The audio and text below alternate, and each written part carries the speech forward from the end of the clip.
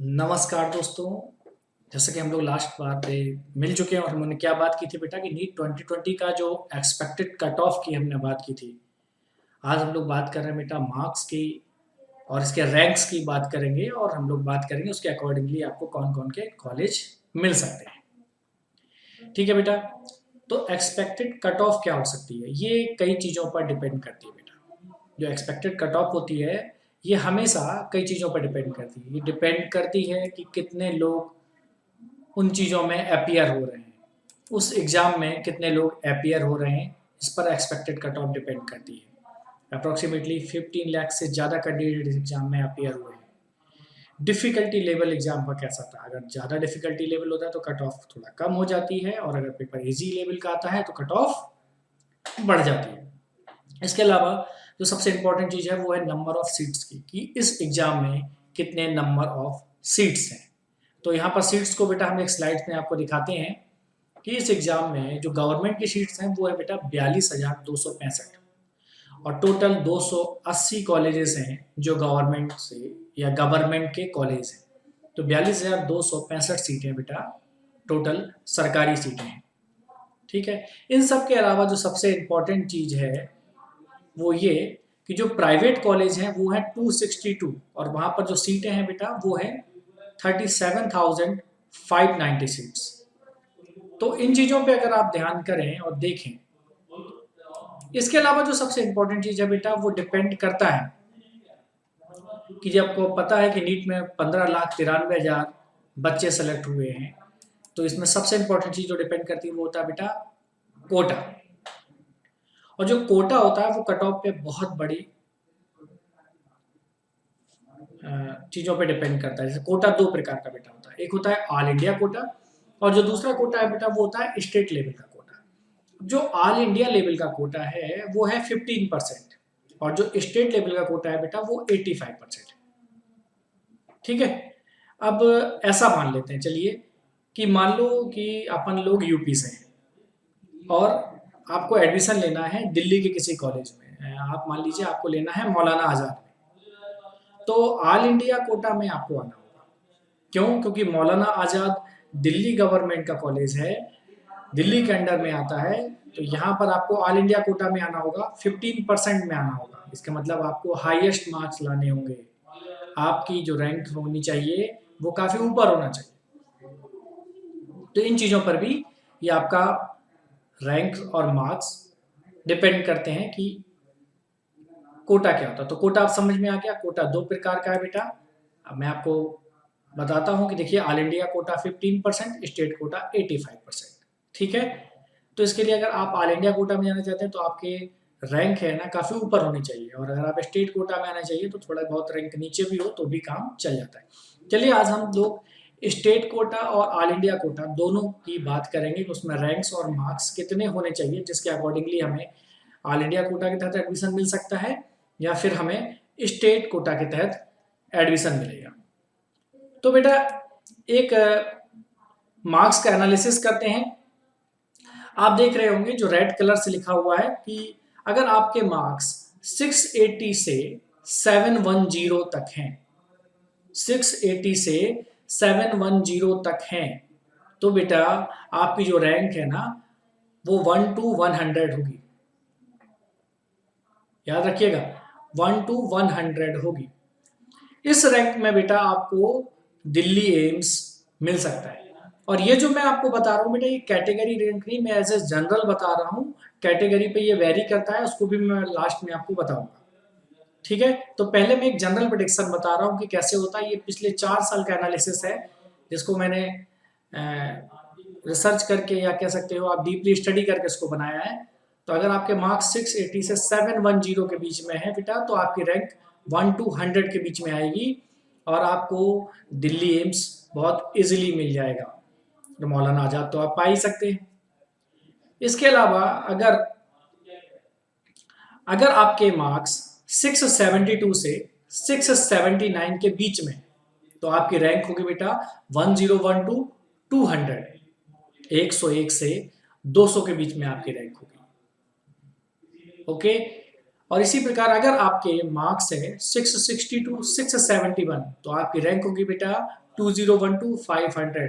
बेटा ये prediction wrong नहीं होगा, 1 या 2% की गुंजाइश हमेशा होती है हर प्रिडिक्शन में, लेकिन मैंने आपको बोला है पिछले 4 साल पर बेस्ड है, कुछ इसी प्रकार के सिनेरियो बना हुआ था पिछले 4 सालों से, और ये अभी तक चल रहा है इस प्रकार से, 1 या 2% का अंतर आ सकता है। ठीक है, इसके अलावा अगर आपके मार्क्स हैं 652 659 तो बेटा आपकी रैंक होगी 5012 1000। तो आपकी रैंक होगी बेटा 501 से 1000 तक। तो ऊपर जो मैंने आपको कॉलेज बताए थे ना 201 से 500 के बीच में, तो यहाँ पर आपको सारे एम्स मिल जाएंगे, लेकिन याद रखना एम्स की बात करेंगे अगर, दिल्ली एम्स बहुत अच्छा है, लेकिन मान लीजिए किसी को रोहतक पीजीआई मिल रहा है या फिर चंडीगढ़ पीजीआई मिल रहा है या फिर कह सकते हैं कि मौलाना आज़ाद मिल रहा है, तो दिल्ली एम्स पर तो आप वरीयता दे सकते हो मौलाना आज़ाद को, लेकिन जो रेस्ट मान लीजिए आपको रांची एम्स मिल रहा है तो मेरे ख्याल में आपको मौलाना आज़ाद लेना चाहिए अगर वो आपको मिल रहा है तो। ठीक है, तो कई सारे स्टेट के कॉलेजेस ऐसे हैं जो ज़्यादा बेटर है रेस्ट एम्स के कंपैरिजन में, दिल्ली एम्स तो बेस्ट है ही। ठीक है, अगर बेटा आपके मार्क्स हैं 642 से 649 के बीच में तो आपकी रैंक होगी 1001 से 1500 तक, याद रखिएगा। ठीक है, लेकिन अगर आपके मार्क्स है बेटा 636 टू 641 तो बेटा आपकी रैंक होगी 1501 से 2000 के बीच में, याद रखिएगा 1501 से 2000 के बीच में आपकी रैंक होगी। ओके बेटा, लेकिन अगर आपकी रैंक है 632 से 620 तक,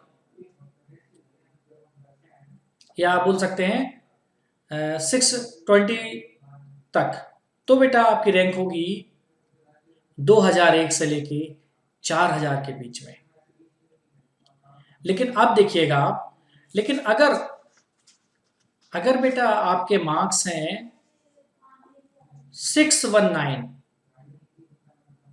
अगर आपके मार्क्स हैं 619 से 608 तक तो आपकी रैंक होगी 4001 से 6000 के बीच में।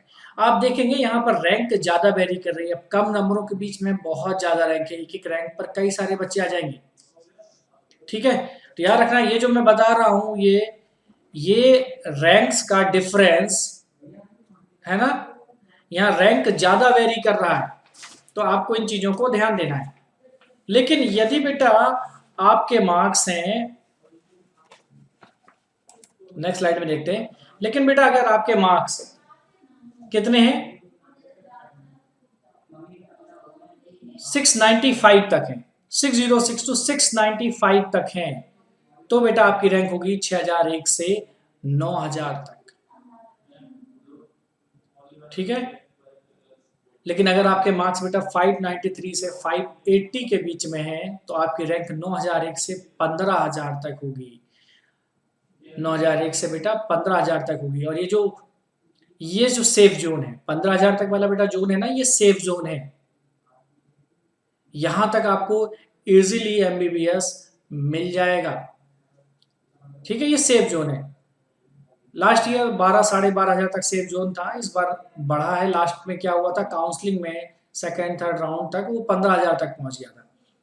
तो आपको याद रखना है 590 टू 600 को हमने पहले भी आपको बोला था, अगर मार्क्स की बात करें 590 से लेकर 600 तक के मार्क्स को मैंने सेफ बोला था, और 630 पर तो आप पूरी तरह से सेफ थे, आप अपने मनपसंद का कॉलेज भी चाह सकते थे, एम्स को छोड़कर आपको स्टेट लेवल पे कोई भी टॉप कॉलेज मिल जाता। ठीक है, लेकिन बेटा अगर आपकी रैंक आपके मार्क्स हैं 581 टू 499 तो आपकी रैंक हो जाएगी बेटा 15001 से लेके 50000 तक। आप देखिए 581 से 499 अप्रोक्सीमेटली बेटा 21 मार्क्स के अंदर में यहाँ पर 35000 बच्चे हैं। आप समझ लीजिए बेटा एक एक मार्क्स पर हजारों बच्चे अब आ रहे हैं। ठीक है, तो अब आप देखेंगे ना यहाँ पर क्या हो रहा है, एक एक मार्क्स पर रैंक में बहुत ज़्यादा वेरी हो रहा है, बहुत ज़्यादा वेरी कर रही है। लेकिन बेटा अगर आप स्टेट कोटा के तहत जाना चाहते हैं तो आपको स्टेट वाइज कट ऑफ को देखना होगा। कुछ इंपॉर्टेंट कट ऑफ हैं, जैसे कि यूपी में जो स्टेट का कट ऑफ है जहां पर आपको एमबीबीएस मिल जाता है वो 570 टू 580 तक मिल जाता है। इसी प्रकार बिहार में बेटा आपको जो जो कट ऑफ है वो 570 जाता है एमबीबीएस लेने के लिए, लेकिन आपके पास बिहार का डोमिसाइल होना चाहिए। बिहार के डोमिसाइल बच्चों के लिए है। एमपी का कट ऑफ एमपी के बच्चों के लिए 540 जाता है। ठीक है बेटा।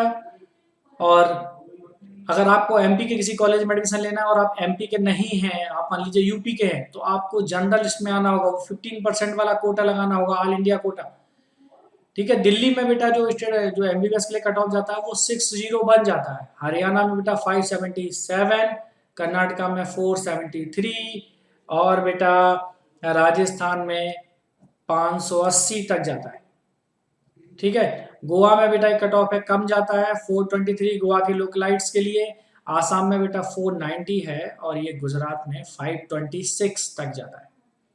ठीक है। अगर बात करें कुछ अदर स्टेट की, जैसे तेलंगाना में 500 जाता है, तमिलनाडु में 525, लास्ट ईयर भी तमिलनाडु में 525 के लगभग ही था। ठीक है बेटा। पंजाब में 562 जाता है, उड़ीसा में 533 जाता है, आसाम में 490 जाता है। ठीक है। लेकिन अरुणाचल प्रदेश में आसाम के जो ऊपर है वहाँ 539 जाता है, क्योंकि वहाँ पर मेडिकल कॉलेजेस कम है, सीटें कम है। तो बेटा जहाँ पर सीटें कम है, मेडिकल कॉलेजेस कम है, वहाँ पर कट ऑफ ज़्यादा है। जहाँ पर बेटा मेडिकल कॉलेजेस ज़्यादा है तो सीटें ज़्यादा है, तो वहाँ पर कट ऑफ कम है। अगर आप कर्नाटका को देखें ना बेटा, वहाँ पर बहुत ज़्यादा मेडिकल कॉलेजेस हैं प्राइवेट, है ना, और स्टेट लेवल के भी। लेकिन हम लोग गवर्नमेंट की बात करेंगे तो वहाँ पर गवर्नमेंट की सीटें भी कर्नाटक में ज़्यादा हैं, 473 कट ऑफ जाता है कर्नाटक में। ठीक है ना बेटा। तो यहाँ पर चीज़ों को हमें समझना होगा। अब जो बेटा सबसे इम्पोर्टेंट चीज़ है जिस पे हम लोग गौर करने वाले हैं कि मान लीजिए कुछ लोग ऐसे हैं जो कहते हैं ना बेटा हमारे पास नीट की मार्कशीट है सर, हमें विदेश में या फॉरेन जाना है एमबीबीएस करने के लिए, तो उसके लिए कुछ मिनिमम मार्क्स क्या होना चाहिए। लास्ट ईयर बेटा 135 था, 132 135 था। इस बार भी सेम रहने की संभावना है। जो फॉरेन से या विदेश से एमबीबीएस करना चाहते हैं उनको नीट का स्कोर मिनिमम 130 मार्क्स होना चाहिए। सरकार ने डिसाइड किया हुआ है। कुछ प्राइवेट मेडिकल कॉलेज हैं, ठीक है।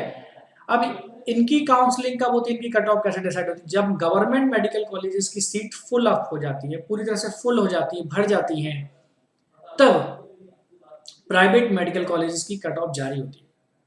तो मैंने आपको बताया था 550 मार्क्स के नीचे हैं तो गवर्नमेंट सीट बहुत मुश्किल है। तो 550 मार्क्स के नीचे कुछ स्टेटों में तो आपको मिल जाएगा, जैसे मैंने आसाम की बात की, मैंने गोवा की बात की, लेकिन मोस्टली नहीं मिलता है।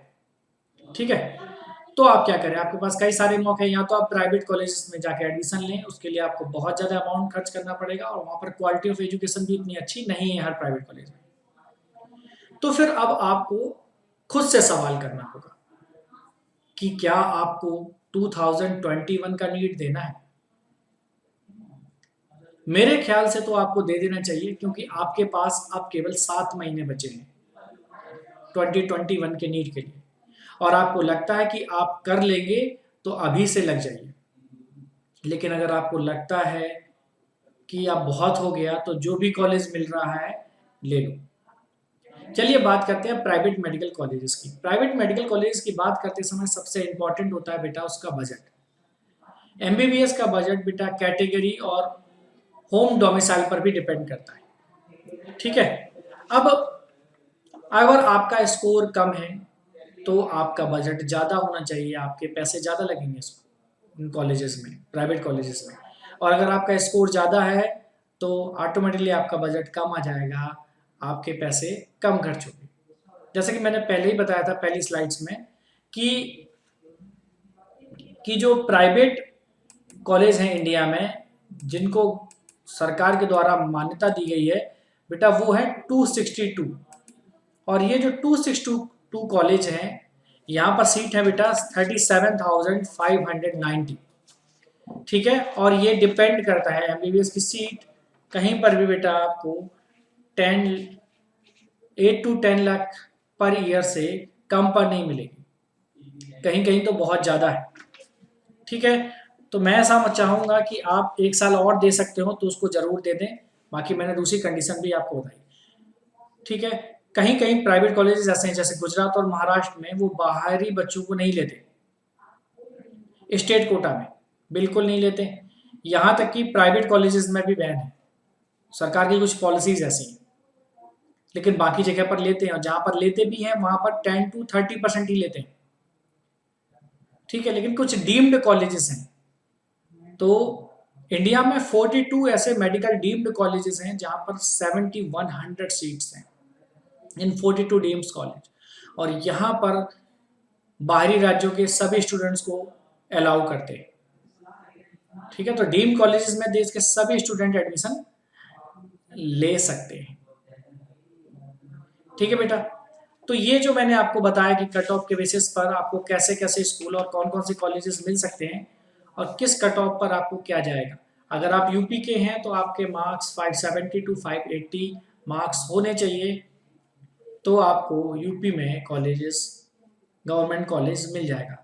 लेकिन अगर आपके मार्क्स 590 हैं तो आप यूपी के टॉप मोस्ट कॉलेज भी पा सकते हैं, ठीक है? 590 है, 600 है, 610 है, 620 है, तो आपको किंग जॉर्ज मेडिकल कॉलेज भी मिल सकता है। तो उम्मीद करता हूँ कि दोस्तों कि आपको ये जानकारी पसंद आई होगी। Thank you.